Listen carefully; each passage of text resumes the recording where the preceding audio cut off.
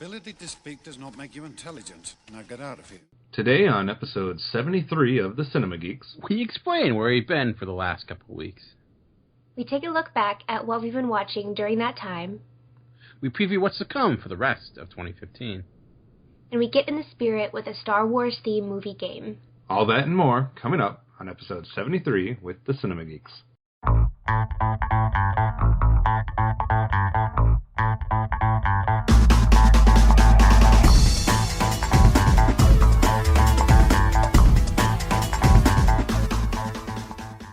That's right, it's episode 73 of the Cinema Geeks. I am one of your geeks, Optimus Solo, and joining me, as usual, is Movie Revolt Dan. Hello. Hey, how's it going? Not too bad. And Hard Candy Mandy. Hello. What's cracking? And it feels like it's been a while since we've been together, but not really, because the three of us have still been together in the last couple of weeks, just not under the Cinema Geeks banner. Dan, what have we been doing lately? Talking a lot of TV, actually. I had some marathon records there. Oh my god, yeah. It's like doing, even though I was only doing one podcast instead of two, somehow I was still podcasting more. So, yeah. Yeah, so for those that don't know or aren't subscribed to the other feeds on the GeekCast Radio Network, we've actually been shifting our focus and giving our skill set to one of the other shows, as we did the top 100 TV shows of all time countdown, which was a series of, what do we do it in, 4 records? Yeah, 4 records, yeah. One more still to come. Yeah, so we did a series of 4 records, counting 25 shows at a time. So because we were dedicating that time to record that, we decided to take a little break from Cinema Geeks so that we could have some type of life outside of podcast records. And those were some 2 to 3.5 hour records. So definitely still put the time in. So hopefully, if everybody's been checking that out. If you haven't been, I would suggest going to the GeekCast Radio main feed there and checking out those episodes, because it was a lot of fun counting down all those shows, and we still have one more episode left to put out with the wrap-up and kind of our thoughts on the list overall, thoughts on shows that missed the cut, and some things like that. So we're still wrapping that up, so there's still a chance to get involved in the conversations on the website as well, because that has been setting records for the GeekCast Radio Network as far as comments on the actual episode posts on the website. I think every single episode broke the 100 mark, notwithstanding the newest one that still has some time to do that, but we definitely had a whole ton of comments on the website. So I was definitely impressed with that, Dan. Yeah, it's good to see people reacting for a variety of different reasons. So, right. But with that kind of wrapping up now, we do have a chance to get back to movies and back to the Cinema Geek episodes. So no fear, we're not going to disappear on you again, especially with the time of year it is, because there's a whole bunch of stuff to cover here still with the remaining days of 2015. And then, like you guys know from our previous year here, we get into all kinds of fun things when 2016 rolls around, and we'll be doing a lot of that stuff again. So we got a full slate of stuff here in the next couple months, so it should be fun, should be exciting. We're not going to have a whole bunch of, I guess what you would say, quote-unquote, regular episodes, but we have a lot of fun stuff definitely still planned for the rest of the year. So I'm looking forward to it. Hopefully you guys are as well. Amanda is drawing pictures of Christmas trees and distracting me. That'll do it. That will do it for sure. So just to give you guys a heads up on what to expect from us for the rest of the year, kind of more specifics, obviously we still have some business to take care of with our half-decade list, because we have not quite finished those. So we have a couple of those records still to do. We're going to be doing our top 10 actors of the half-decade next. Which should be fun. We did the actresses a little while back, so we still have the actors to take on. And then we'll be doing our movies of the half decade, which should round out nicely at the end of the year. And then, of course, it gets into the end of the year stuff with the best films of 2015, and then obviously the look ahead to the films of 2016. And like you guys know from last year, we do stuff like our box office predictions, our most anticipated films. We get involved with some of the Oscar stuff. So there's a lot of that type of thing, those types of things to look forward to. And, of course, there's one big movie that'll be coming out in between all that, which is the Star Wars The Force Awakens. Oh, is that coming out? Yeah, that is finally coming out. We don't have to keep doing the countdown. We're ready to go. So we'll have an episode dedicated to that as well, and we'll kind of tease that a little bit in today's episode as we play a Star Wars-themed movie game. Before we get to any of that, though, I'd like to at least give Amanda, Dan, and myself a chance to talk about some of the stuff that maybe we haven't talked about because of the other records. So, Dan, what kind of stuff have you been watching? Pick out a movie or a TV series or something that you've been doing in the last month that you'd like to highlight? It's been a while, so I apologize ahead of time if I don't have great detail about what I'm going to be saying, because it's been a long time since I watched these. But I did get a chance to watch some movies. The most probably notably would be, if people remember, this actually came out because it was in the theaters for like a week and a half and went back out again. I did see Steve Jobs. When we talked about our fall preview, that was like number 5 on my list, because those that listen to the TV episode will know that I'm a big Aaron Sorkin fan, and being the writer of that and loving Michael Fassbender, having him on my team, apparently I have not let him with good luck, because apparently it did not do very well box office wise. But I ended up liking Steve Jobs. It certainly had the dialogue that I expect from Aaron Sorkin in a lot of ways. Sorkin is great at, he's notable for always having like all this dialogue, and there's always something in the background they have to do. Like there's someone, like they have to like really trying to cram in this like life altering conversation when there's something 5 minutes away. So you had a lot of that, a lot of like counting down as they're trying to have all these different speeches. But it's certainly a unique structure, kind of getting away from the typical biopic where you had 3 separate sections, each section kind of following a different event within Steve Jobs, or different release from the first Macintosh or whatever. I forget the different computers' names. It's been a while, like I said, but I liked it. My issue was like it was a little underwhelming for the most part. I thought that, it didn't suffer from a lot of the typical biopic things, but it also, I think in a way, if I didn't know who Steve Jobs was going in, like, would I have any appreciation for that film? And I don't know if I would. I think it really relied on knowing who he was as a person. Michael Fassbender is fantastic for the most part. I don't know if I ever bought him as Steve Jobs per se. I think I never could get in the mind that I'm watching a Steve Jobs like performance, but it was okay. Like I was hoping Danny Boyle as a director would do more with it, but it didn't really feel like he did much of anything. He kind of just let Sorkin do his thing, and he just point and shoot it for the most part. But it was a little bit of a letdown, but I would give it a mild recommend. I think because we obviously saw that as well, and I mean I think it's hard to not at least comment on or draw comparisons to the other Steve Jobs film that originally they were both scheduled to come out in the same year. Obviously that didn't happen, and I guess my issue is twofold. Number one, on the positive, it's a much better film from a technical standpoint, from a director standpoint, from an acting standpoint. Like, as far as like all the metrics that you would measure a film by, this one's superior to the Ashton Kutcher Steve Jobs film in pretty much almost every single way.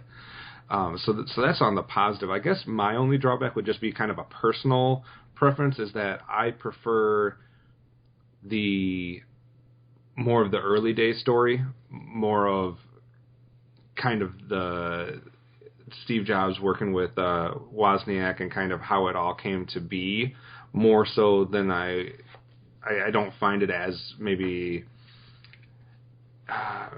as intriguing or as interesting, the stuff that comes later with going from whatever version of computer to whatever version of computer as we kind of inch our way towards the iPod, etc. So it's more so just a personal preference of which part of the story I like better of his life, and that's just maybe more because I like more of the origin stuff and more of the historical pieces to it, but obviously in time everything will be part of the historical aspect of it, I guess. So maybe it's just more so because that's the more recent time is what we got. I did think it was interesting that they did kind of, instead of doing the traditional biopic, did do the 3 different kind of releases of those items.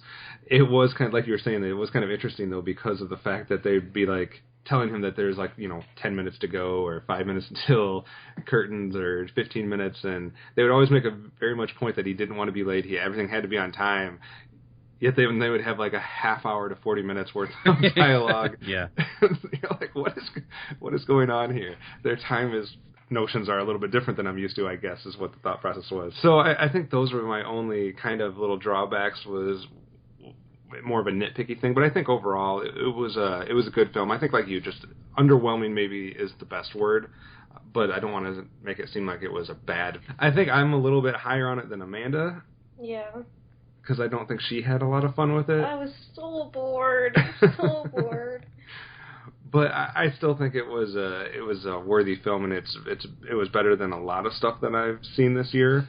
I think considering the talent, you would just hope for more for the most part. I think that's what it was. You had Sorkin, you had Boyle, you had Fassbender, and that's not even to mention some of the other cast members who were really good. It just kind of almost left you thinking that you were going to get something that maybe blew your socks off a little bit, and instead it was just a good movie.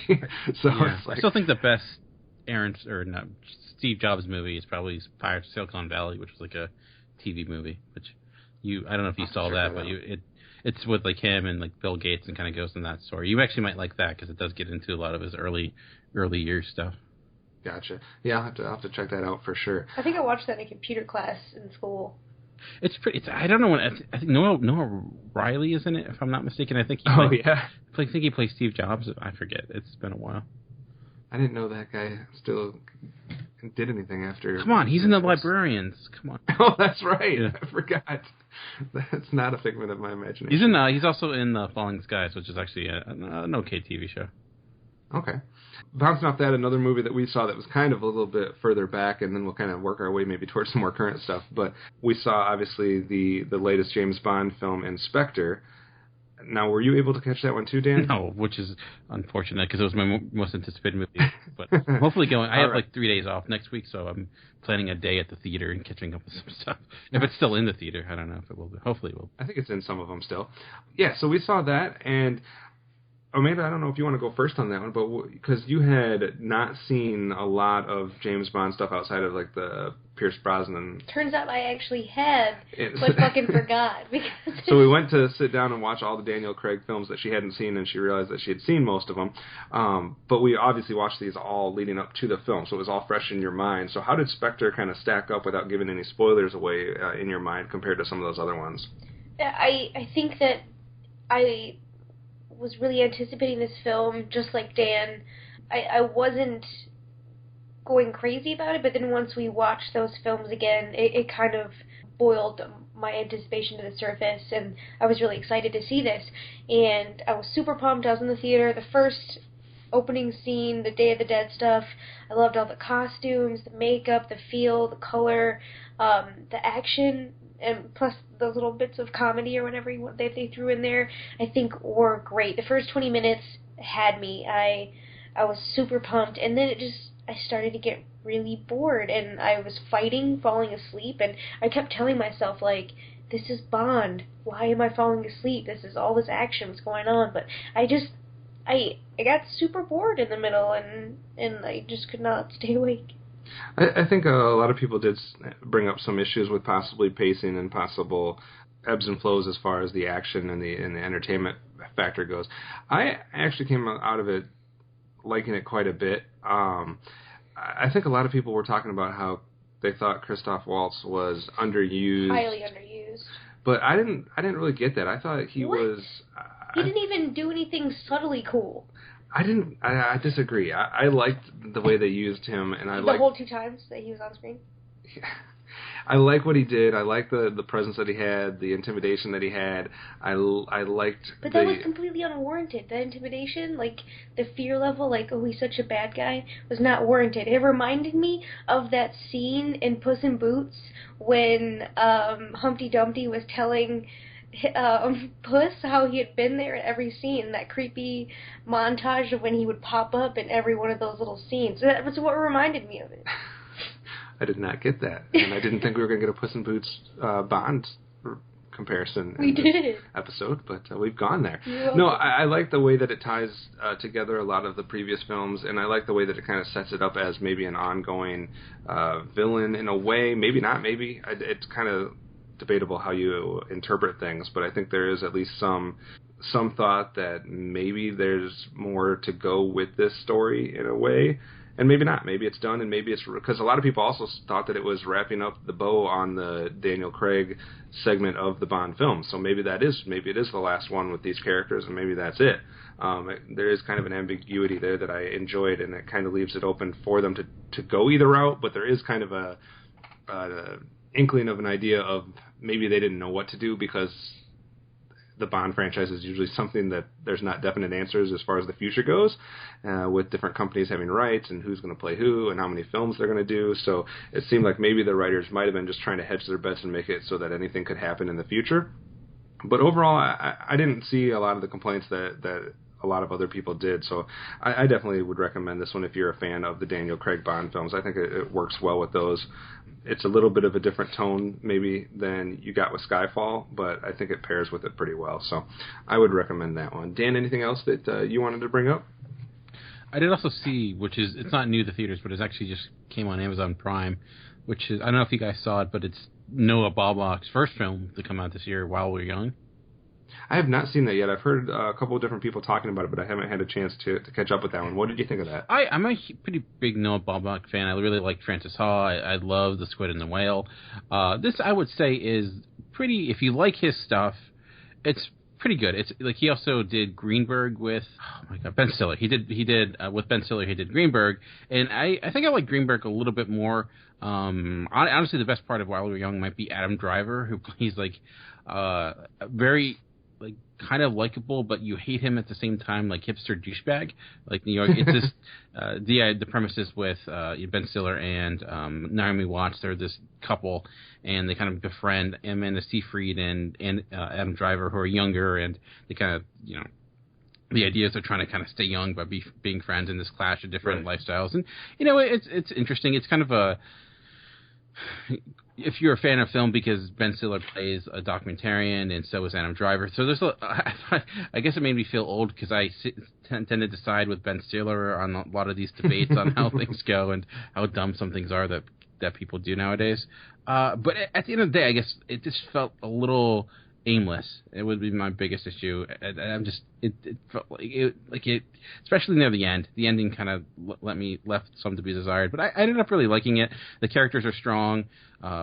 Actors are overall really good, but it's worth a watch. Like I said, it's on streaming. It's nowhere near like the top of the year or anything like that, but it's a solid choice. I've heard better things about Mistress America, which also came out this year, which I'll hopefully catch up with. But it's I think a good whet your appetite type of film if you're curious about getting into Noah Baumbach stuff.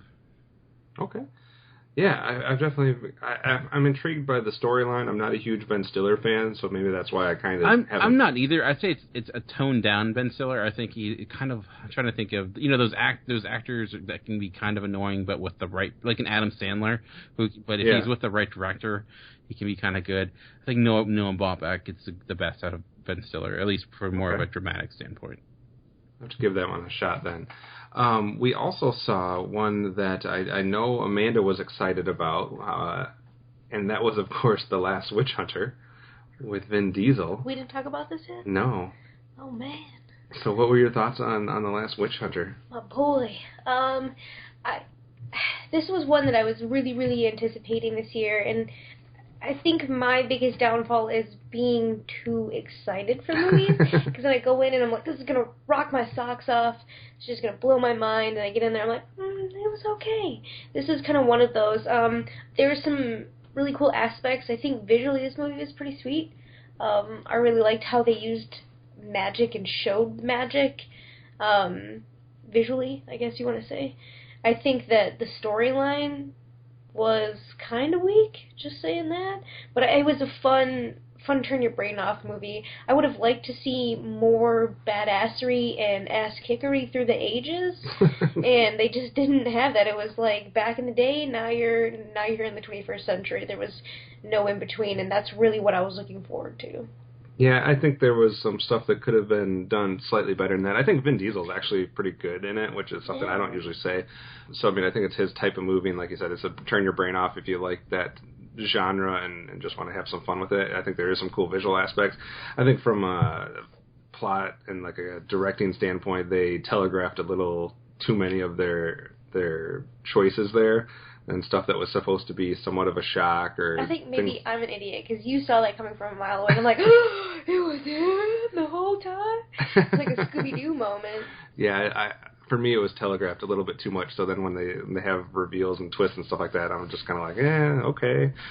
So I think it's something, if you really like that genre and just want to have some fun with something and not expect too much, then put it on. But if you're expecting greatness, you're going to be definitely disappointed with that. Not as much as you'd be disappointed by watching like The Seventh Son or something like that, but hey, Vin Diesel fans out there, add it to your queue, I guess. And another one that we saw that we don't have to spend a whole lot of time on, because people have talked about it quite a bit, is Beasts of No Nation with the Netflix original film. And I don't know exactly what your thoughts on it were, Amanda. I know what a lot of the other people out there's thoughts were. You know, DJ and Brendan had a pretty good in-session film where they went into it big time, and I'm probably very close to their camp on this film. But what was your overall thoughts of Beasts of No Nation? It was so brutal and heart-wrenching. I don't know if I can say that I liked it or enjoyed it. I can say that it was a good film. I think that I'm glad that I watched it. It hurt me a lot to watch the movie. There was so much about it that definitely pulled at your heart and made you feel for this boy. And you also got a lot of rage from different things that are happening, and it's kind of like this emotional roller coaster that you're stuck on for a little while. I think it's an eye-opener film, and I would recommend it to not everybody, but I enjoyed it, I guess. I can say that. Dan, this one's available on Netflix, obviously, as the big deal was. Have you had a chance to catch up with this one? No, I tried, but even though my son's only 6 months old, I was like, I probably shouldn't have this in the background, so I stopped watching it.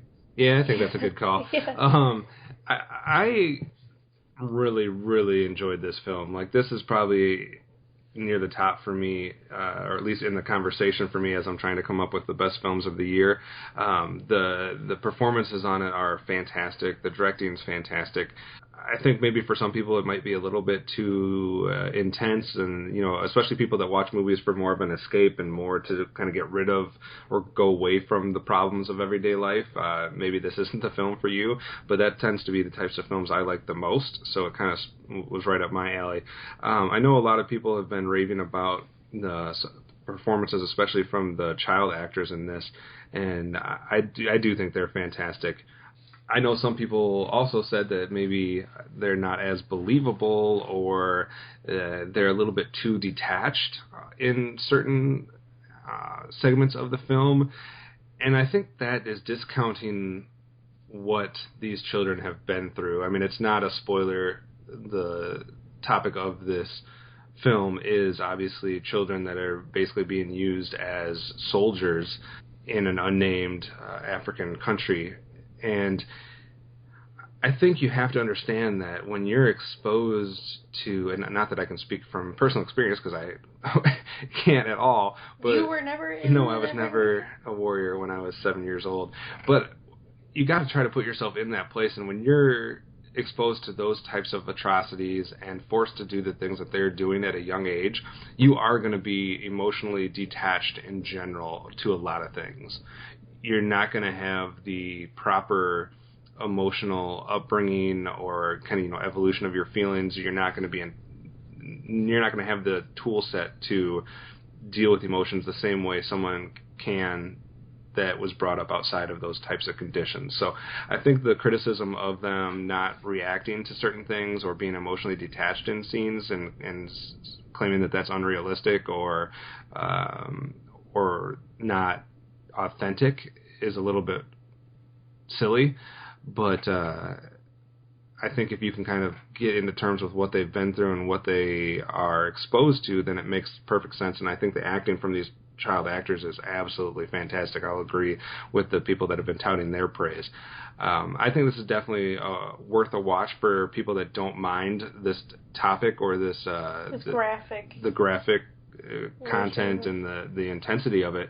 But if you're someone that doesn't shy away from that, then this is definitely something that you should watch. Idris Elba is amazing, and just for what it could mean, I mean, it could be the first Netflix movie to garner some attention. We'll see.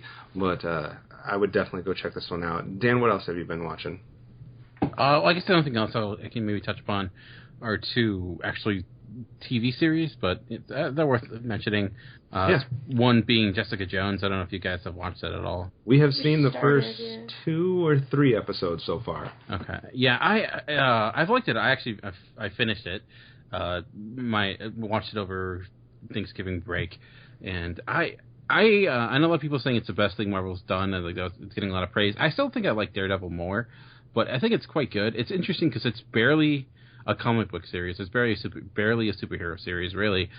The Purple Man is one of the best, certainly, villains that Marvel has had. I mean, these Netflix series have really been able to show what a good comic villain could be because they can bring him into the fold. But it's I thought it was quite good. Cast all around was really strong. I guess my only letdown was I felt like it kind of peaked early. It peaked about episode 10, and the ending was a little bit of a letdown. Not a huge letdown, but I guess I was expecting a little bit more. But I ended up really liking it. Overall, it was intense. It was certainly went in some dark places for a Marvel series, most adult series they've done to this point by far.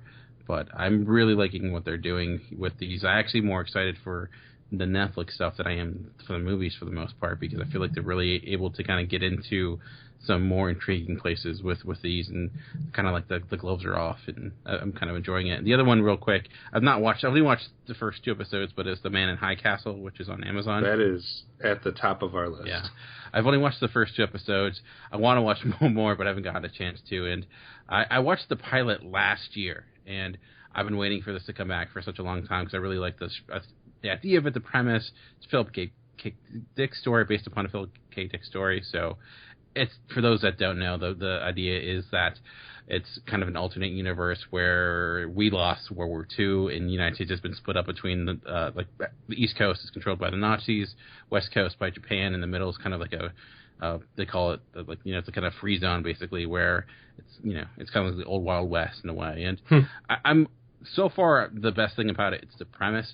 I'm still waiting for some of the characters to kind of better develop. The first 2 episodes they're kind of starting. But the really cool thing, though, is that there is, being Philip K. Dick, there's a little bit of a science fiction element somewhat. So you're curious about, what exactly is going on here, more so than you may realize. But I ended up really liking it, and I'm really looking forward to seeing more of it. So I don't know if I'll finish it by the end of the year, but I'm hoping. So. Yeah, those are definitely probably the 2 TV series that are highest on our list to watch. I definitely have enjoyed what we've seen of Jessica Jones so far, even though we're still very much in the early stages. And the other series is definitely one that the first time we both saw the preview for it, we were both in. So we're definitely looking forward to seeing if that lives up to our expectations as well. There's been a few other films that we've seen, so we'll try to hit those real quickly. I know a lot of people have talked ad nauseum about Hunger Games already, but Mockingjay 2 obviously came out, did not fare quite as well as some of the previous Hunger Games did at the box office, at least up to this point. And if they don't make a whole bunch of money in the next couple of weeks, they probably won't. So I'm interested to see, Dan, eventually when you watch this one, where you fall on it. But there's definitely some polarizing views on this one. I didn't expect this to be as polarizing as it has been, but there's either people that love this film or people that hate this film, and I'm not seeing a whole lot of people in the middle. Amanda, you were a special guest on the True Bromance film episode that covered this, so obviously you kind of went into depth with Barry and Hyro over there, but just kind of sum up your thoughts overall just as quickly as you can on Hunger Games Mockingjay Part 2. Having the bias of a reader of the books. How many times did you read the books? I think 3. Okay. Maybe the 4th time all the way through. Every time a movie was going to come out, I reread the books in entirety. I think I always wanted more, is what my problem was. I think that between Part 1 and 2 of Mockingjay, I think that Mockingjay Part 1 dragged ass, and it was a little hollow for me. I was bored with it. Still enjoyed it, but not my favorite of the series. And then number 2, I felt like they cut corners and kind of sped things up too fast and left some things out that I really needed. Yeah, it just seems like from a screenplay standpoint that this was not planned out well, because they decided to break this into 2 movies. And I know in the book it splits at a certain part, and you can either go by that but you don't have to. And it just seems like you had 2 movies to tell this story, and they tried to stretch everything out so much in the first one, and then they tried to jam-pack everything they possibly could into the second one to a point where they left important stuff out. So I don't understand what the decision-making process was to not... Basically, they could have included about the first 20 minutes to a half hour of Mockingjay Part 2 into the first Mockingjay and made it a better film, and then not had to cut corners with what they did in the second film. You're agreeing with that, right? Mm-hmm. So, I think that's probably one of my major problems, is it just seemed like, and I haven't read the books, but just talking to Amanda and seeing what kind of stuff that they left out, it seems like I would have enjoyed the films a lot more if they had included some of that stuff, because it would have made the relationship building better. It would have made some of the character development and some of the character interactions make more sense, and I just think there were some poor choices made in that.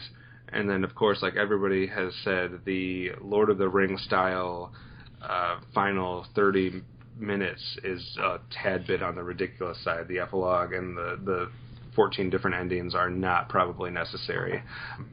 So I think there's a lot of issues that people that like the Hunger Games series are just being way too forgiving on. And I understand that the series is probably put on a pedestal because it definitely outshines almost all the other YA material that we've gotten in the same amount of time that the Hunger Games has been released. Definitely way better than the Divergent series, better than the Maze Runner series, better than a lot of the other ones that have tried and maybe not even gotten to the final movies of their series, one and done type stuff. So it's way better than those, but I don't think that necessarily means that we can just forgive everything, all of its shortcomings. And I liked the first movie, and for the most part like the second one, but these last 2 have fallen flat for me, and I'm with you and Barry and Hyro that I just can't get behind this one. I think there was a good movie here, and there was a good movie to be made between the 2 films. I just don't think they made that movie. So that's my main issue with it, without getting into spoilers. Yeah, I think JD's wrong on this one. It's not an A-plus movie, regardless of if Jennifer Lawrence is in it or not. She can take her puffy lips and do something else, because... I never noticed that. Oh, the puffy lips. She got some puffy-ass lips. Her whole face is generally puffy. All right. But yeah, I just have the same problems between her and a couple of the characters that I had in the previous film. So I would rate that one probably middle of the road, honestly. I think if you're a fan of the series, go for it, but don't expect too much as far as a critical eye on the movie from like an objective standpoint. And then we saw a couple more. We saw Spotlight, which, again, won't go into too much, but it's about obviously the Boston Globe investigative piece on the Catholic Church in Boston and kind of trying to uncover the scandal that is, or that was about the priest and the molestation of the children. And this one, if you guys haven't seen this, or if it's not on your radar, please put it on your radar. Please seek it out. This is easily one of the best films I've seen this year. And if Mark Ruffalo doesn't get at least some attention for his performance, I would be a little bit disappointed, because I think he was amazing in this. At one point, I thought in my head, like, oh my god, Mark Ruffalo's amazing in this. And I turned to Kevin to say it to him, and he said it to me before I could get it out. I'm like, that's what I'm saying. And he's just one of the many characters, obviously, in this film, from Liv Schreiber to Rachel McAdams to Michael Keaton. Even the side characters were really awesome. This is just a great telling of this story, and they're not trying.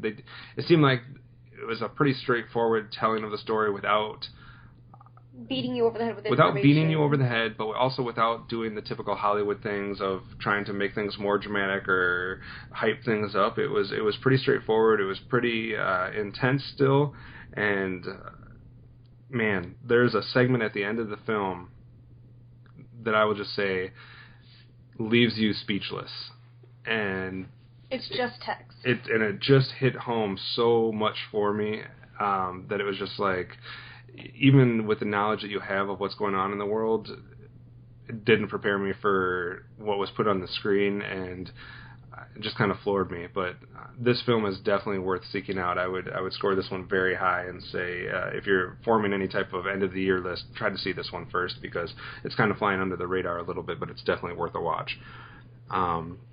And the final two that we'll talk about is we saw Creed and Victor Frankenstein in the last couple of weeks. So, Amanda, start with Victor Frankenstein. Real quick thoughts on this newest adaptation of the Frankenstein story with James McAvoy and your boy Daniel Radcliffe. What did you think? My boy, D. Radcliffe. Creepy looking dude. Super creepy dude. He's always been a creepy looking dude. And when he has a shirt off, it just extra creeps me out. I feel like I should not be seeing Harry Potter with his shirt off and his pasty body and his creepy little nipples and his hairy face and chest. Just grosses me out. But besides that, I think that James McAvoy was a little too over the top in this. His spitting was outrageous. He had like a fountain of spit every time that he got a little excited. But what I really liked was how they did the monsters in this, and how they showed the production of the monster, how they made this creature. I think that was the only thing that was really well done in this. I mean, it's the same age-old story with a little bit of twist. I did really, really like Igor's backstory.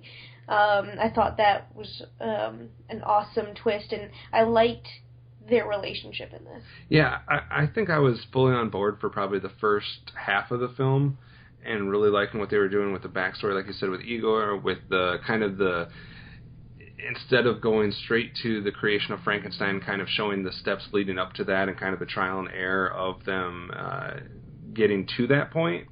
But then I think they get to a certain point and it's like, okay, we're already, an hour and a half into the film or whatever it is, and we still got a lot to tell. So then it's just like skips major chunks, and it's like, okay, we're here already, or okay, we're here, without necessarily paying attention to some of the steps that it takes to get to that point, which is interesting and odd at the same time, because they paid so much attention to those details in the first part when they're doing some of those trials, to skip them in the actual main creation seemed a little bit odd. The visuals are really good. I think there's a lot of problems that you can poke in, especially for probably the last third of this film.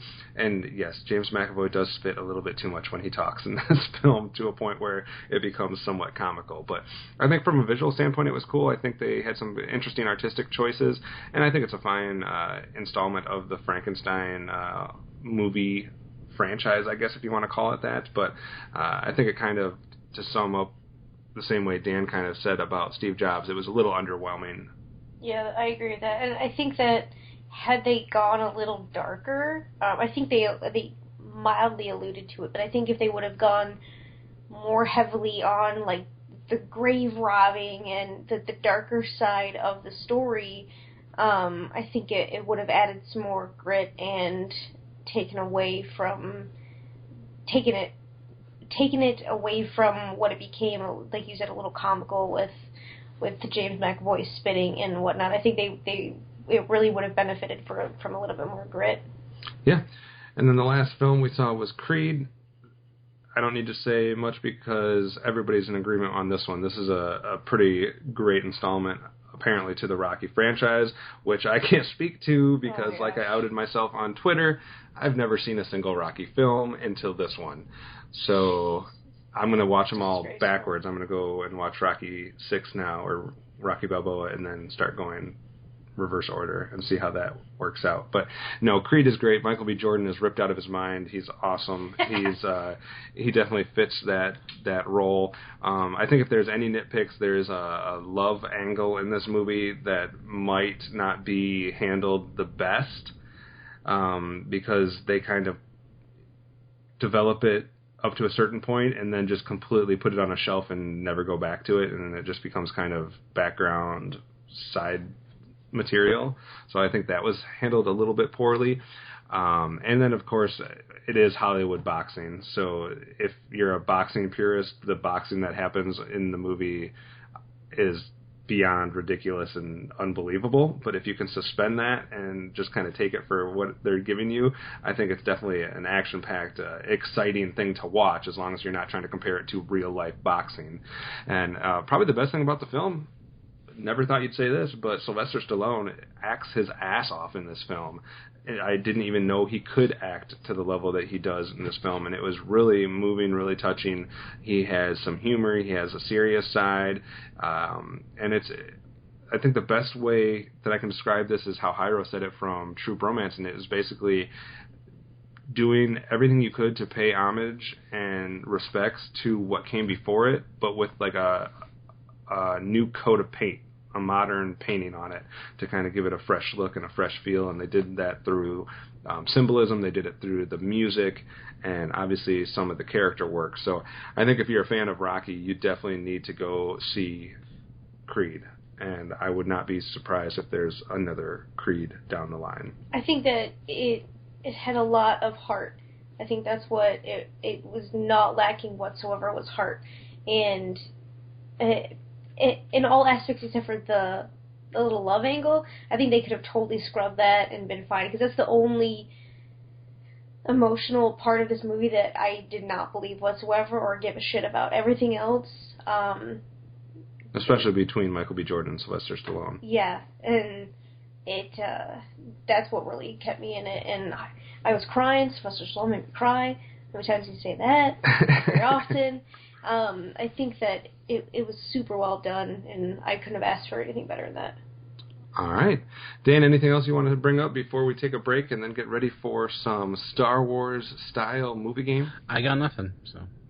All right. Well, we're going to take a quick break then, let you guys digest all that mental vomit that we just gave you from the last month of movie and TV viewing, and then we're going to be right back to tease what's coming up with The Force Awakens.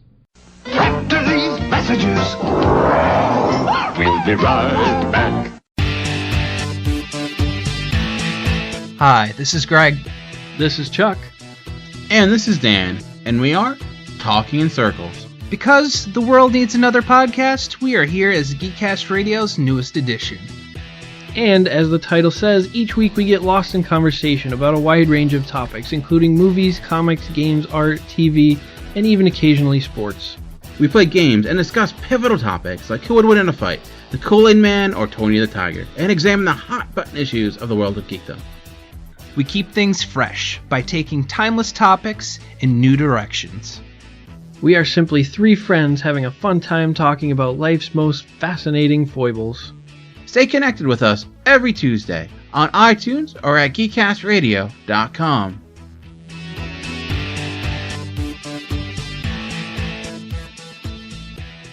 On the Simplistic Reviews podcast, we talk movies. We talk TV.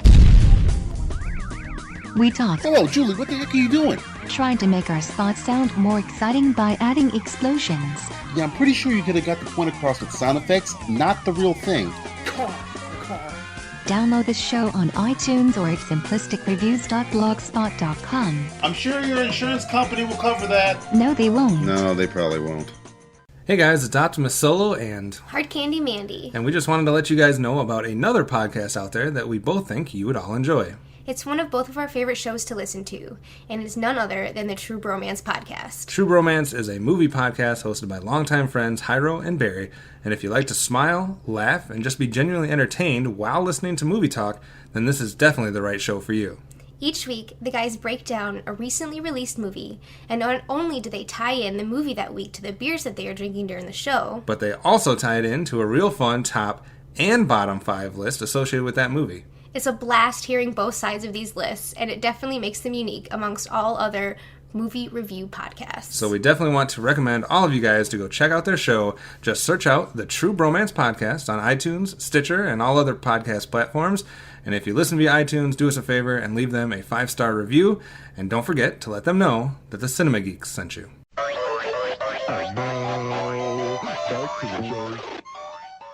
All right, thanks for sticking with us. As we said, obviously people are probably aware that a little movie called The Force Awakens is coming out very shortly, now that we are in the month of December. And instead of doing what all the other podcasts out there are doing and just review the previous installments of this film franchise, we're going to bypass that. I would direct you to In Session Film, First Time Watchers, and True Bromance, because they've all done some in-depth looks at the prequels, at the original trilogies, and they probably did it better than we could anyway. So go ahead and listen to those guys do that. Plus, we are already giving you guys a bunch of Star Wars content on the main GCRN feed. We've done our top 10 characters. We did a top 10 Star Wars film moments and a top 10 Star Wars quotes or lines. So those are all already out, plus we have a couple more still coming. So there is plenty of Star Wars content being handled by the GeekCast Radio Network. But since we are the movie podcast, we got to do something Star Wars related. So we thought, why not do a little bit of a game that we had done in a previous month and do a little Star Wars this or that. Amanda, you came up with the idea to do this or that for this. So where do you want to go first in asking Dan and I these tough Star Wars related questions? Man, mine would be so lame. Bring on the lameness. Super freaking lame. You're talking to two complete geeks. Mine are really obvious, though. Super obvious. Let's go to the first one. Everybody's dying to know. Luke or Han. Luke or Han? Mm-hmm. That is not what I was expecting. What? I have a different one involving maybe one of those characters. Dan, I'll let you go first. Are you more of a Luke fan or more of a Han fan? Oh, easily more of a Han fan. Come on. I think Luke doesn't really get cool until, like, the last Emperor, the Return of the Jedi, and even if you want to, like, say the expanded universe stuff where he becomes, like, ridiculously powerful. But yeah, come on. Han's way cooler. I mean, my screen name is Optimus Solo, so I will go with Han Solo. I mean, there's no question here. Harrison Ford and Han Solo was way more of a draw than Mark Hamill was in those early films. Like Dan said, he gets way better towards the end of the original trilogy and then becomes a badass in films that are never made yet. But it's Han Solo the whole way. What about you? I think Luke was a whiny little bitch. Yeah. Throughout, I mean, I think that was intentional, but yeah. God, I just wanted to be like, why didn't your mom spank you when you were little? Did you forget what happened to his mom? She was kind of killed. Yeah. She kind of didn't have that option. Somebody was like... So it happens when you're with your aunt and uncle or whatever. They're not going to spank you. They feel bad. No. What if? Well, I will go with... Since you did that, I'll do the one that I had that's very similar, because you bring up how he's whiny, which definitely compares him to another member of his family. So I will ask the question then, Luke or Anakin Skywalker in a battle of the Skywalkers, because Anakin, as a little kid, little whiny. Luke, as a teenager, pretty whiny. They both play a part in bringing the temporary balance back to the Force, Dan. So who was the better character and who meant more to restoring balance and bringing things back? Oh, Luke, easily. Come on now. Like, Anakin Skywalker was intolerable for 2 movies and kind of got okay near the end. He didn't get tolerable until he started killing a bunch of children. So, oh my God. That's, yeah. Well, His best moments are every time he kills things. Yeah. Like, you became a badass when you killed children. You did the thing at the end where you actually killed the Emperor. So, like, you just kill things. That's what you're good at. Yeah, I'm not a fan. Plus, like, oh man, the kid Anakin is awful. So I'm gonna go with Luke. Anakin's not much better. No. But no matter what hairstyle he has. Amanda, what do you think on Anakin or Luke? I want to say, don't hate me. Anakin. I had a huge crush on Hayden Christensen when I was younger. And was That's why they cast him in that role. For people like you.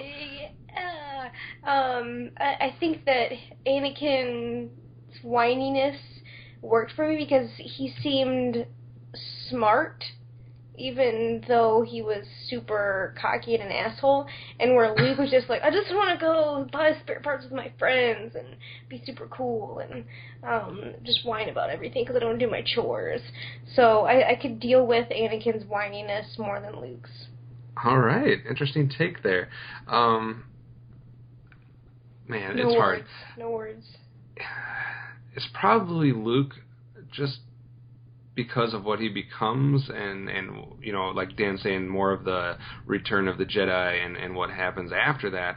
I will give Anakin credit, though, because, you know, he is the one that can kill the Emperor. He is the one that kind of redeems himself in the end. So, I mean, I could see that argument, but I think from an overall standpoint, especially if we're looking at the film franchise and the actors and et cetera, I think you got to go Mark Hamill over Jake Lloyd / Hayden Christensen. So that's where I would sit with that one. Dan, what's the first one you want to go after? I'll go a different direction and say Force Lightning or Force Choking. God, I have that on my paper, Really? Dan. Get out of my head. Yeah, that is a tough one. Amanda, I'm going to let you go first so I can think about it more. So would you rather be someone that could have the power to force choke someone or shoot lightning out of your hands, or which one's more impressive in your mind? I could probably figure out how to make a grilled cheese sandwich with the force lightning. But, God, that is hard. Man, maybe force choking? I could see that. I think I'm going to agree with you. I think I'm going to go with force choking, because when you're force choking someone, they really don't have much of a defense against you. As we saw in the prequel trilogy, when you're shooting lightning and someone else is holding a lightsaber, sometimes that can come back to bite you. So it didn't work out super well for the Emperor at that exact moment, even though most of the other time it worked out well for him. But I never saw Darth Vader force choke someone and have any type of repercussions from it. So I think it's a safer tool to just stick with the controllable choke than the uncontrollable lightning as it can be. Dan, what do you think?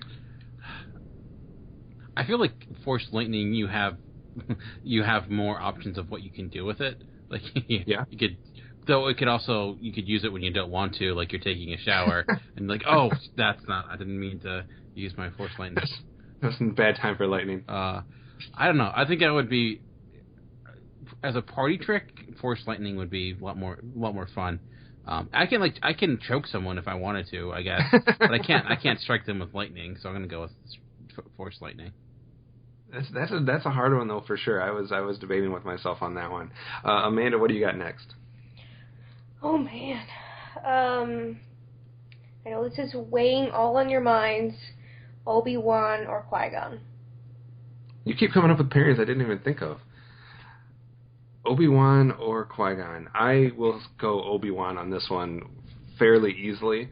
Liam Neeson is a badass, yes, and Qui-Gon does master the ability to kind of exist after death, so to speak.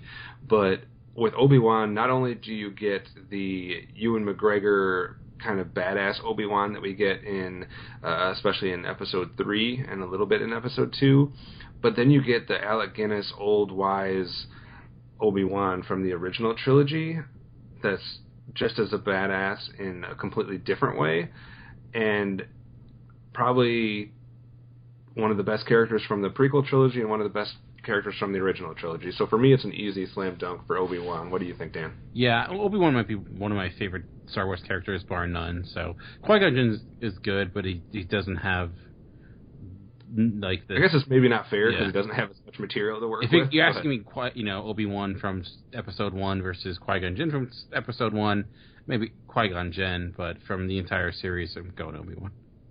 What about you, Amanda? I like young Obi-Wan, but I think Qui-Gon seems more of like this just hardcore, smooth badass. Like, I feel like he could just go in and wreck anything, even though Darth Maul fucked him up. I always had this feeling that he was the ultimate badass. All right. I think for my next one, I am going to go with, if you were having to choose a time to exist in this Star Wars world, in this universe, maybe even specifically if you're a Jedi, what is the better time to live, Dan? Would you rather be present during the Clone Wars, specifically as, Order 66 is happening and the Jedi Purge when you're being specifically hunted, or would you rather live under a time when the Empire is fully entrenched in their rule and you're more having to just live in isolated spots or have the fear of showing your face and just being hunted down? Would you rather live during that, kind of the end of the Clone Wars period or during the Empire? I think I'd go Empire because I'd rather know who my enemy is than kind of not know, I guess, kind of be consistently on the run. But at least I would have it established, okay, I know where I can go because they're not here. They don't care about this Outer Rim stuff. So I think I would go with that. Plus, you'd have more of a force fighting against the Empire at that point, where they're less organized at the end of Clone Wars. What do you think, Amanda? You'd rather be a Jedi when they're immediately hunting you down and the clones are turning on you and shooting you in the back and trying to find your way to safety, or live like Obi-Wan and Yoda did when you're kind of a hermit for 10, 15 years, living in kind of hiding and seclusion? Oh, I would go do some cool shit and hone my skills and then come back and just murk people with my forceness. Oh, man. All right. Dan, what do you got next? Would you rather hang out at Jabba's palace or Mos Eisley? You're in my head. Oh, no. No, that's awesome, because I didn't actually write it down, but it was one of the thoughts I had, and I was like, I don't know how to articulate this the best, I guess. Jabba's palace is an easy way to say it. Man, the wretched scum of villainy, or amongst the smelliness of Jabba. Both places probably smelled equally terrible. Man, that's tough, because you could just be kind of minding your own business in Jabba's palace and accidentally get bumped and fall into the pit with the Rancor, or you could be in Mos Eisley Cantina and accidentally bump into someone and spill their drink and they'd shoot you in the face. That is tough. I think, man, Amanda, what would you rather do? I probably take Mos Eisley. Mos Eisley? I think I could probably, if I just got a corner table and just could drink something in peace and just observe what was going on, I could probably stay out of trouble, I think, for the most part. Jabba's palace, I think I'm probably at some point going to get eaten. So I will go with the cantina as well. What about you, Dan? I'll go with Mos Eisley because it's got better music. Especially the updated version of oh Lord, with that the additional song, which is pretty awful. So I'll go with Mos Eisley. I can't. Yeah, I had forgotten that existed until you brought it back up. I apologize. That's all right. Yeah. So a trio for Mos Eisley Cantina. Amanda, do you have any left on your list? I have quite a bit. All right. What's next? Would you rather be frozen in carbonite or take your chances with the Rancor? Am I a Jedi? Are you? Because if I'm a Jedi, then maybe I'll take my chances with the Rancor. In any other situation, I'm going to have to pass on that. And Han seemed to survive the carbonite. But you have buddies that can come rescue you or not, I probably don't have any buddies out there, so I don't know. I'm still going to go ahead and I'll come get you. Freeze me in carbonite. Eventually someone will get to me. What about you, Dan? Wow. Though didn't they say, if I'm mistaken, there's a big chance that you actually don't survive the carbonite? Yeah, there is that chance. That's why Boba Fett was worried. Yeah. Man, if Boba Fett's worried... There's a chance you don't survive that Rancor, too. Yeah, it's a huge, gigantic monster. Oh, man. I think I would go Rancor. Just, hope for the best. Throw a rock and hope I have a shot. At least you're going to know your fate right away. You're not going to have to, wait. Yeah. Would I rather be eaten to death or frozen to death? Man, that's a choice to have. That's terrible. That's like drowning or burning. Yeah. That's a no-win situation. Amanda, what do you think? I'm going to take my chance with the Rancor. I'm going to kick him I'm the only one leg. getting frozen. Yeah. Man. All right, you guys are more brave than I am, apparently, is the situation there. All right. I got to ask if you think, I don't know how you want to answer this, how you want to approach it. Maybe it's just which characters you like better, which you think are more of a threat, or which you just think are something you like better. I don't know, but I'm going with Jawas or Tusken Raiders, Dan. What are the more important characters? What are the more badass characters? Which one do you like better? I don't know. Whichever way you want to go with that, but they're both on Tatooine. So I feel like the threat, I'd be more the Jawas, or not Jawas, but the Tusken Raiders are a little more of a threat. I feel like Jawas are just kind of annoying. They're more like, I don't know, like space gypsies that kind of just come around and steal things. So I feel like I can hold my own against the Jawas.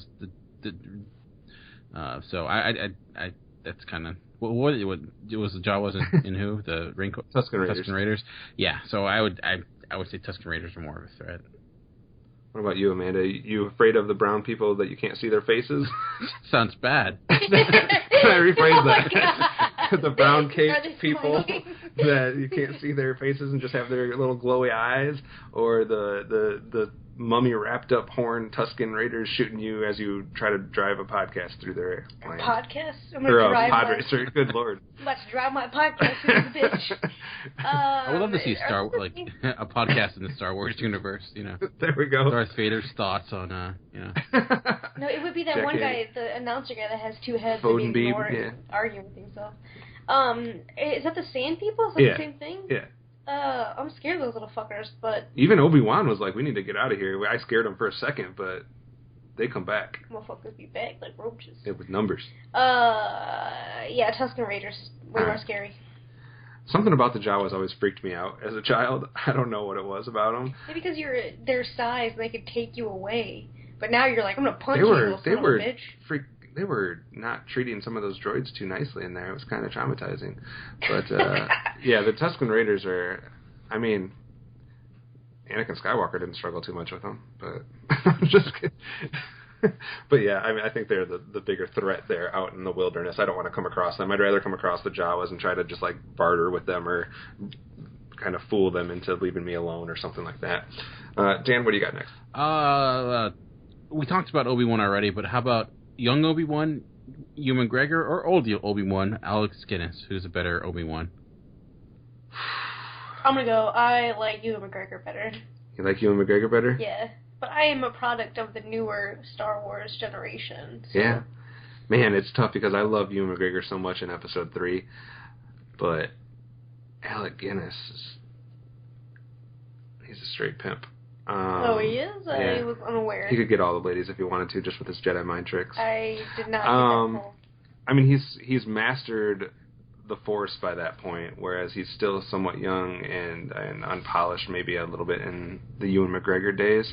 But he's still probably more of a threat, I guess, in the Ewan McGregor days because he's a little bit more... I mean, we saw the lightsaber skills of Alec Guinness in the original trilogy, and it doesn't seem like it was that impressive. I'm still going old Obi-Wan. He's wiser. He's more in touch with the Force. I'll go Alec Guinness. What about you, Dan? I think I'll go Ewan McGregor. I think it's a little unfair, but I think he just has more of a plot of seeing him kind of develop throughout the three films. So Alec Guinness is great, no doubt. But I just always Obi-Wan or Ewan McGregor got me through those three films. So I think he had more of a challenge ahead of him than Alex Guinness did.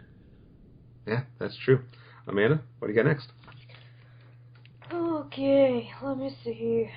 Jango Fett or Boba Fett? I'll answer that one first, and that is Boba Fett.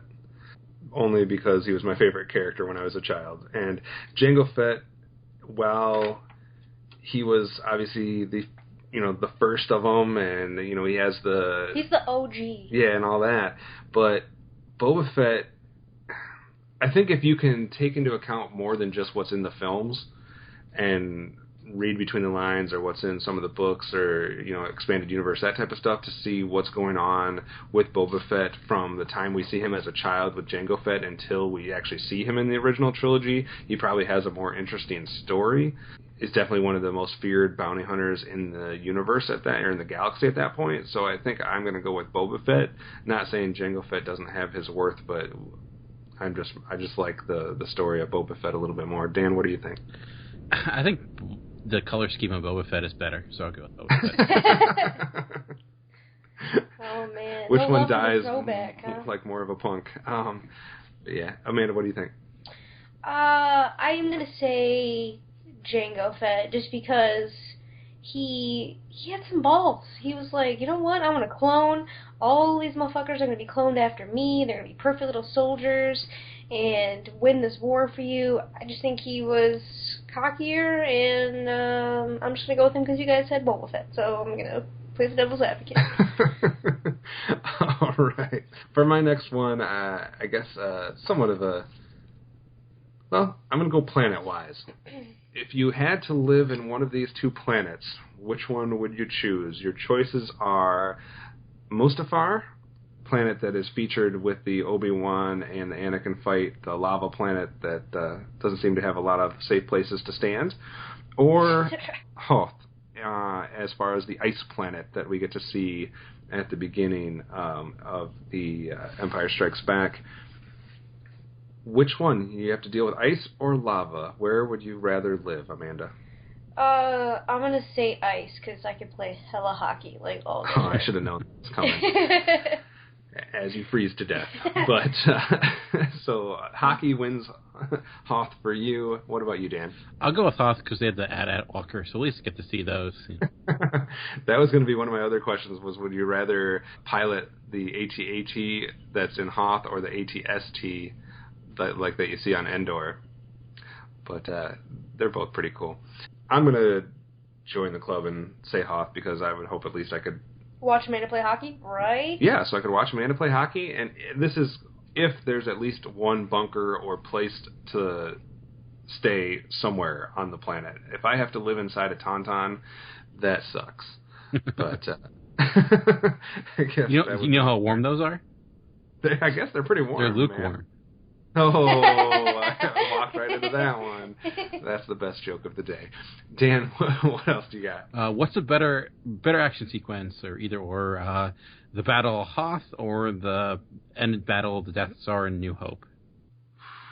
I'm going to go with Hoth, only because that was one of the favorite levels for me to play in one of the video games, and I love the idea of trying to find a way to combat the AT-ATs and trip them and do this or that. But you also had, the escape pods going out there, so you had the chance for, some aerial stuff, even though they didn't really go too far into that. But just everything that's going on as those vehicles that we've never seen before are coming at this base, for me was a more exciting sequence.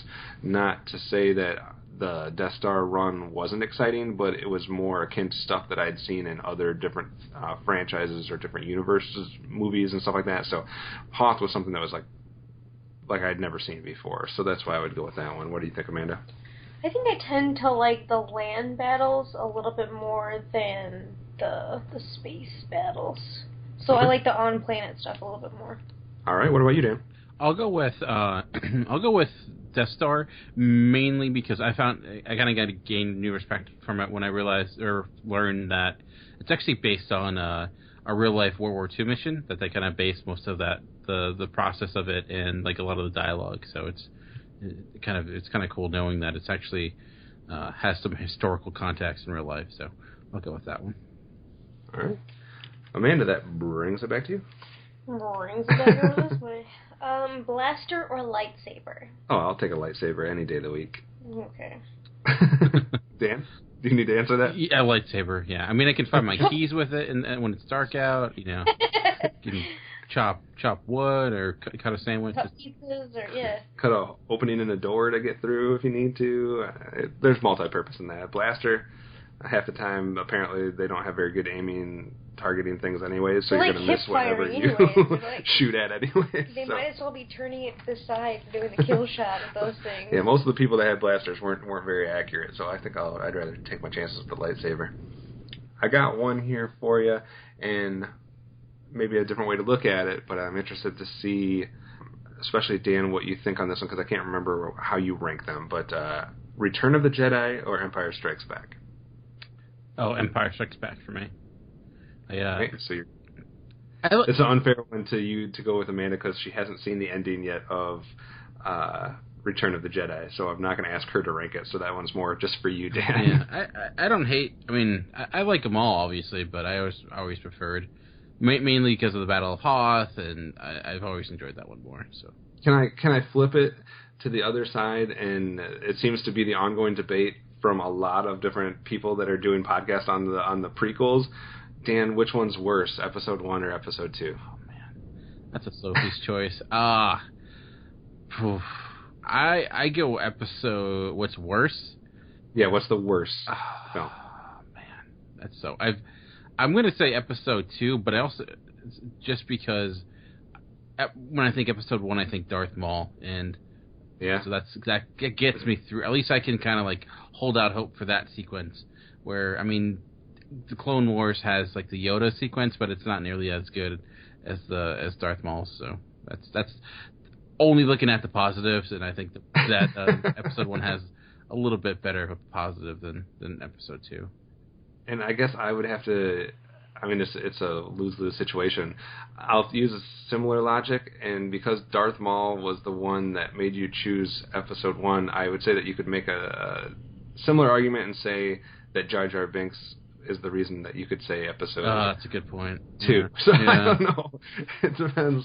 It has the best character and the worst character, it seems like, out of those two movies. But also has the love relationship with Hayden Christensen and Natalie Portman. That's bad.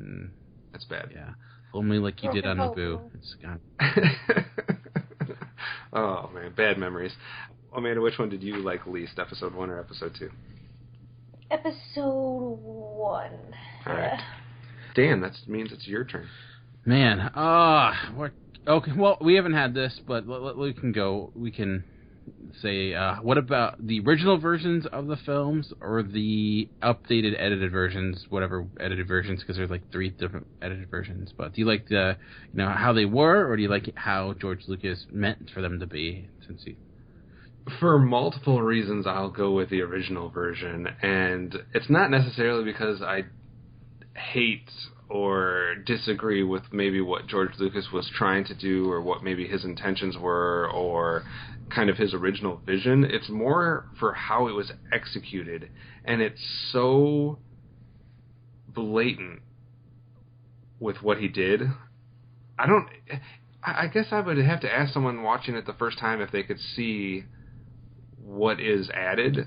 Because I was telling Amanda as we were watching them, like, this wasn't in the original. But you could tell, too. I wasn't sure if it was just because I've seen the original so many times and then you see something different, it stands out more. No. But it just seems from a technical standpoint that they don't gel with what else is going on in that scene. You can totally tell visually that it was different. I mean, some worse than others, but a lot of the times, especially when they put creatures in, with the different animals and different creatures that they showed, those were very easy to tell. I think with Han Solo stepping on Jabba's tail, there is that's terrible. I mean, I know a lot of people too with like the spirit of Hayden Christensen showing up had problems with that. That one doesn't bother me quite as much because at least to me it didn't look as jarring as some of these other comical ones, but I gotta go original.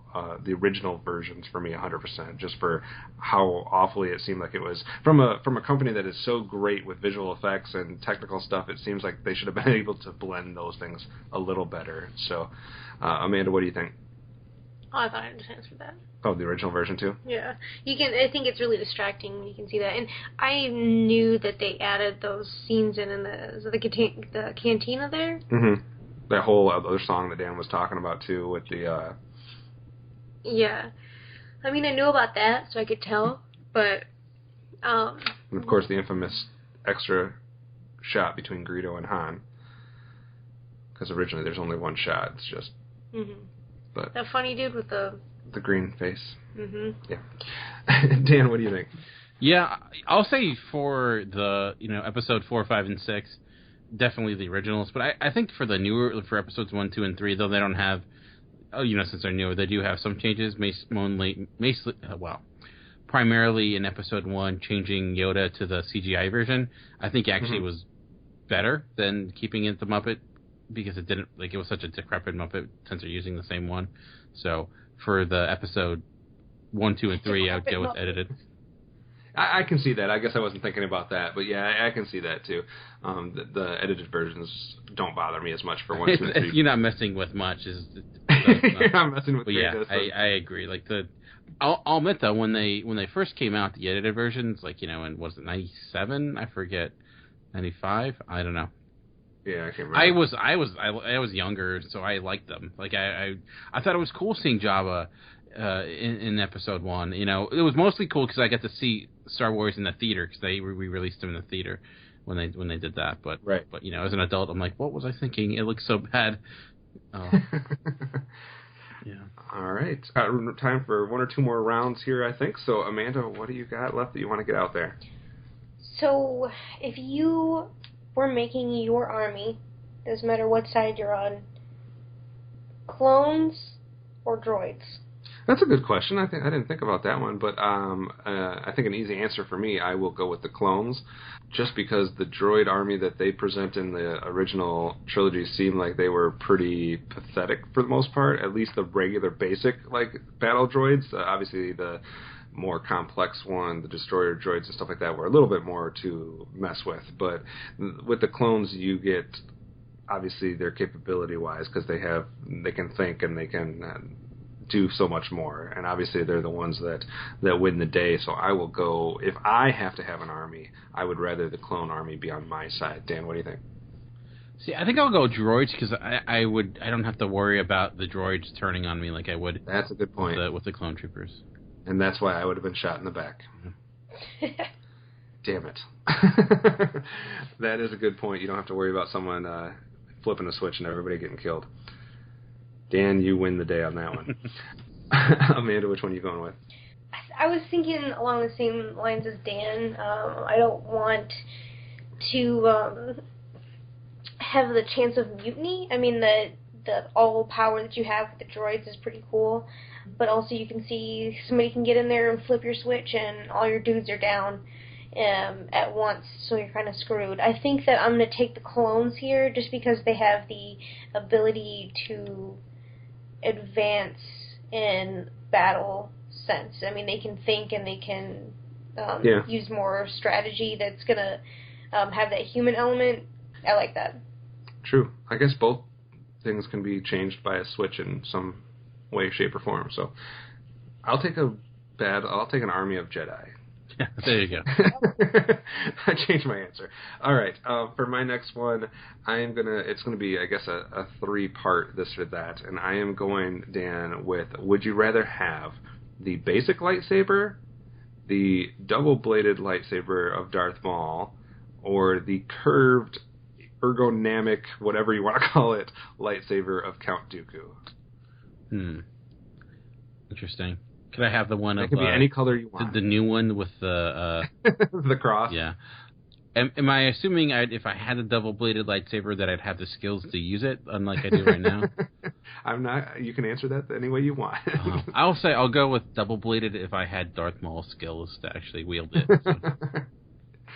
Plus, I guess if one end gets damaged, you still have the basic lightsaber. Yeah. Or maybe you don't ever... You could just go around and not use the other side for a while and just... Bust out the skills when just you need blow to. some minds. What about you, Amanda? The curve, double-edged?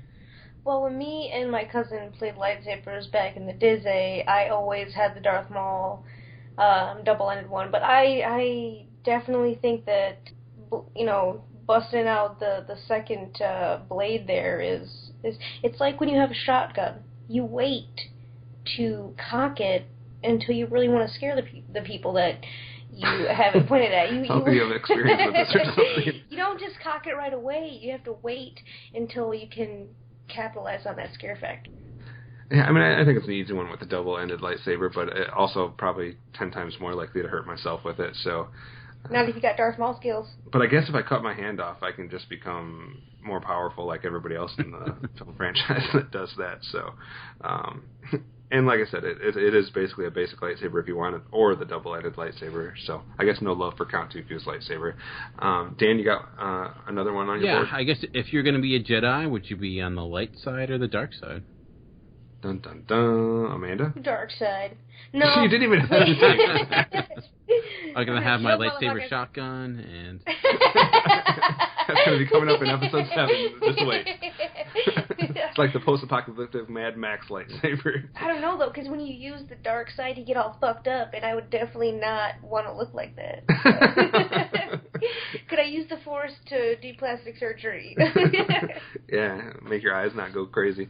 I will, I guess, hope that I would be able to withstand the temptations of the dark side. You're one of the most straight-laced people I know. There's no way that you would be on the dark side. All right, I like that. You marshmallow. All right, I don't know what any of that means, but I will gladly take my spot amongst the Jedi then on the light side. Dan, what about you? I part of me wants to say dark side because they have the cooler powers, but every time I play like Knights of the Republic or any of those games where you have a choice, I'm almost too much of a wimp to ever do the bad stuff. So I'll also be the light side because I'd be lying to myself if I said otherwise.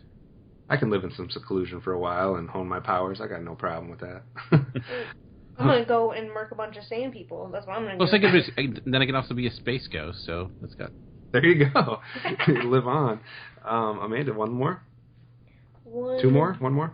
One more. One more. Yeah, thanks. Okay, here's a good one. R2-D2 or C-3PO. Slam dunk for me because I found C-3PO almost as annoying as... No, it wasn't. He's nowhere nearly as annoying as Jar Jar Binks, but you gotta love R2, man. He spits oil at people, sets them on fire, flies randomly in the prequel trilogy, and then forgets how to fly in the original trilogy.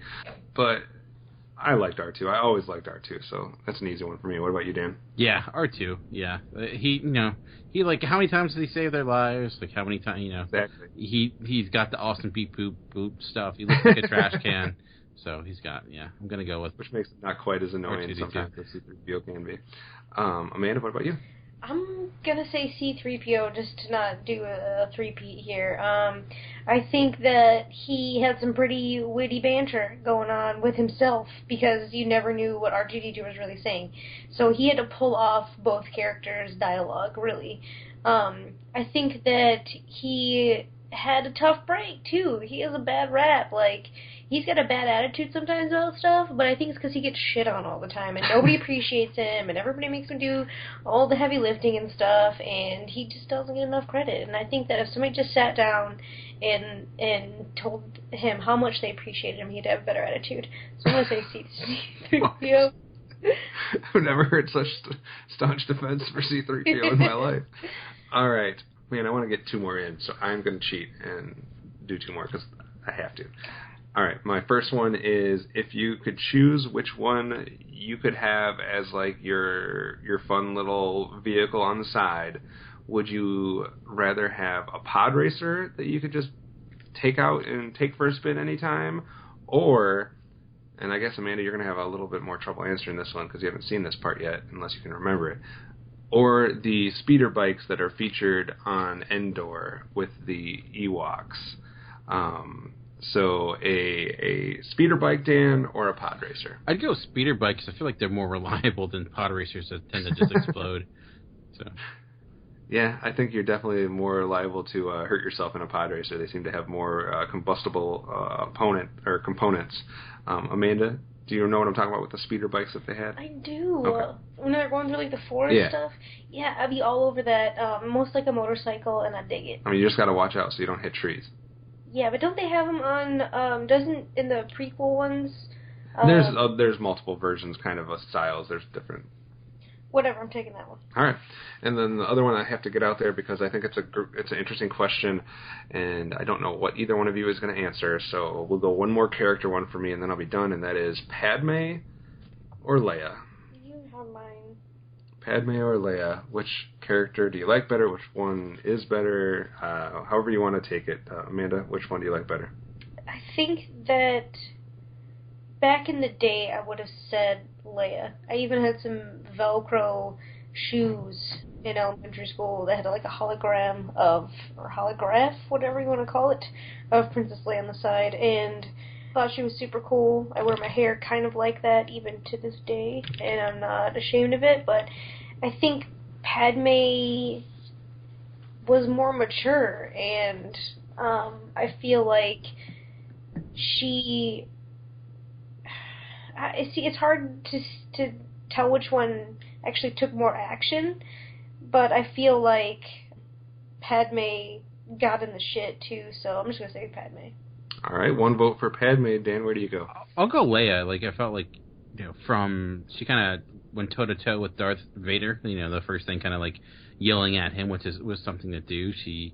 When she was getting rescued, she kind of like took charge and grabbed the gun and started firing herself. So I found her a little bit more take charge than Padme. So, and she put herself out there, and unlike Padme, who was kind of like hid behind her. Well, it wasn't her choice, but I think I like Leia a little bit more. I think you do have that point though, and I know you probably forgot about it because it is in episode 2, but where Padme goes on her own and climbs up that pole and tries to fight whatever beast that she was fighting in that arena. So she did have a little bit of kind of go-getter in her, I think, at that point. I don't know. What? She hooked up with Darth Vader. She did do that. Bro. Yeah, I guess she's the reason Luke exists, so you could give her that vote. You could say that she's the queen and Leia's only a princess. I don't know. Mm-hmm. I think from an acting standpoint, I would rather have Natalie Portman than Carrie Fisher. Outfits? Let's just go with outfits. Outfits are crazy on both sides. I think they both have some crazy outfits. And you do, Dan, to go to your point, Leia does take on Jabba the Hutt, too. She does. And she has the infamous Slave Leia uniform, which, if anything, has inspired cosplay for like 18. Every con you go to, there's always 1,000 Slave Leia costumes. Right. Who doesn't want to jump on the chance to wear a metal bra? I don't. But, I think the majority probably would take Leia. I think from just a general character and acting standpoint, I like Padme a little bit better, but I think you do get a little bit more, probably, character arc with Leia and maybe a little bit more badassness, like you're saying. So, all right, Dan, last one. What do you got? Kind of a random one, but would you rather play space chess or whatever it is with Chewbacca, or make a bet with Jabba the Hutt? Oof. Man. Amanda, you betting Jabba the Hutt and taking your chances, or are you going to go toe-to-toe with Chewbacca? I'll take Chewbacca any day because I don't want to be anywhere near Jabba the Hutt. I feel like he's nasty, he's gooey. Even when she was choking with that chain, I'm like, God, don't touch him! Don't touch him! He's not quite as gross as Pizza the Hut. Jeez. Close, man. I mean, I feel like... He doesn't eat himself.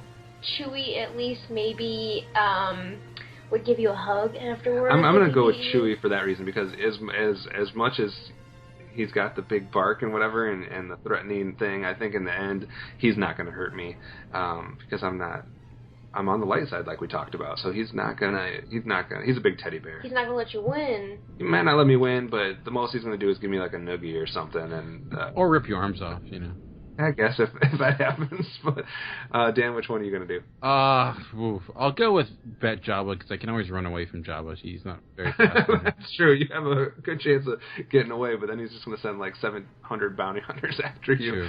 But I think too, I guess with Jabba, with that scenario, you're the one making the bet. So as long as you're like clever enough, you have a better chance of winning. Yeah. But with Chewbacca, even if you're winning, you're probably you're going to lose. There's no winning against Chewbacca. Yeah. So that's interesting, I guess, unless you, like you said, let the Wookiee win and just lose on purpose. But all right, so that is some Star Wars talk for everybody to hopefully whet your appetite a little bit for the upcoming film, which is right around the corner. We will be giving you guys a full review of The Force Awakens. I can't guarantee what day that'll be. We might be a couple days late on some of our upcoming episodes just to give us a chance to see films and get the records done. But we will definitely be bringing you our thoughts on The Force Awakens, as it was clearly my most anticipated film of the year. I think we disqualified it for a lot of the 2015 episodes that we did, since it would have won a lot of different things as far as box office and most anticipated, but not a film I'm looking forward to more, so hopefully it can live up to the hype. I don't know how any film could possibly live up to the amount of hype that this one has, though, so it's going to be an interesting movie-going experience nonetheless. Dan, any thoughts that you want to get out there before we close out today? No, there's a lot to get into before the end of the year. December's fully packed with stuff, so it's kind of like it's exciting. I feel like December is becoming like another summer almost in a way with all the everything coming out. And there is a lot of stuff coming up for sure to kind of fill your movie-going experience with. I mean, I think you can skip out probably on this week because you're probably only getting Krampus in your theaters. Which I'm going to go see tomorrow. But the rest of you can probably skip that. Which I didn't know was a real thing. I thought it was just a reference to The League, and I was like, really? They're going to... All right. But no, it's actually a real thing. So. And we were at the video store yesterday or the day before, and there's like other Krampus movies there. Yeah, okay, I saw that too. I'm like, is this a remake? I was really confused, but apparently it's... Yeah, I didn't know what was going on. I didn't know. I was confused on the whole thing. Not know there was such a huge Krampus love fest. It's like there's like this folklore and this like story about this creature that's... They act like it's been around for years, yet nobody has ever heard of it until this year, so I don't know. It's like Baba Yaga. Yeah. If you're lucky enough, you might be able to check out Life or Macbeth or Youth this weekend. It's a very limited release for those. And then obviously we have In the Heart of the Sea coming out. We have, you don't want to forget Alvin and the Chipmunks, The Road Chip, of course. Sisters is the one also competing against Star Wars The Force Awakens. You have Son of Saul, which is getting a limited release this month, which has been getting a lot of buzz. Will Smith doing a whatever kind of performance you want to call that in Concussion, coming out on Christmas Day, along with Joy, the Jennifer Lawrence joint, Point Break, The Hateful Eight, and The Revenant. So there's a ton of stuff coming out, so you will have plenty of stuff to watch during the month of December for those that are able to watch some of those limited release ones for sure. So like Dan, yeah, there's a lot to get through still. Amanda, any thoughts before we leave? Just excited to go see Krampus tomorrow? Yeah, I'll let you know how scared I am. I can't believe you're watching. Look for the tweets. All right, so that's going to do it for this week at Cinema Geeks. Dan, how can people keep in touch with you on Twitter? I am at Movie Revolt. Amanda, your Twitter? Hard Candy Mandy, Eyes No Lies. The show Twitter is Cinema Geekcast. Mine is at Optimus Solo. And as always, the best way to get in touch with us or kind of give us feedback is to go to GeekCastRadio.com. Find the episode post, comment. We will comment back 100% of the time. So that is it for us. Be sure to check in next week for another chance to listen to the Cinema Geeks. May the Force be with you.